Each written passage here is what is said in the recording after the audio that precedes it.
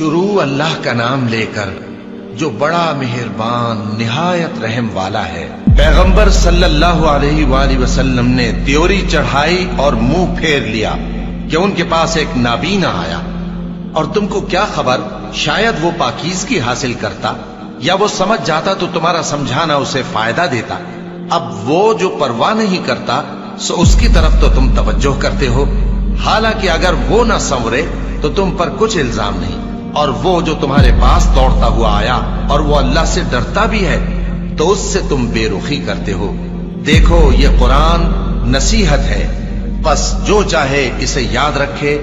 قابل ادب ورقوں میں لکھا ہوا، جو بلند مقام پر رکھے ہوئے اور پاک ہیں، ایسے لکھنے والوں کے ہاتھوں میں ہیں جو بلند مرتبہ اور نیکوکار ہیں۔ انسان مارا جائے، یہ کیسا ناشکرا ہے۔ اسے اللہ نے کس چیز سے بنایا؟ نطفے سے بنایا، پھر اس کا اندازہ مقرر کیا، پھر اس کے لیے رستہ آسان کر دیا، پھر اس کو موت دی سو اسے قبر میں پہنچایا، پھر وہ جب چاہے گا اسے اٹھا کھڑا کرے گا۔ کچھ شک نہیں کہ اللہ نے اسے جو حکم دیا اس نے اس پر عمل نہ کیا۔ تو انسان کو چاہیے کہ اپنے کھانے کی طرف نظر کرے۔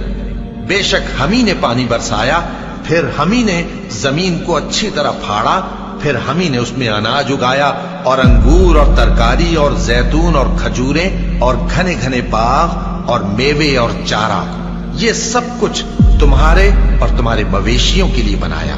تو جب کانوں کو پھاڑنے والی آواز آئے گی اس دن آدمی اپنے بھائی سے دور بھاگے گا، اور اپنی ماں اور اپنے باپ سے اور اپنی بیوی اور اپنے بیٹوں سے بھی۔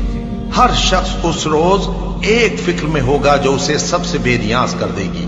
اور کتنے چہرے اس روز چمک رہے ہوں گے، خنداں و شاداں، یہ نیکوکار ہیں۔ اور اس روز کتنے چہرے ایسے ہوں گے جن پر گرد پڑ رہی ہوگی اور ان پر سیاہی چڑھ رہی ہوگی، یہی لوگ ہوں گے انکار کرنے والے بد کردار۔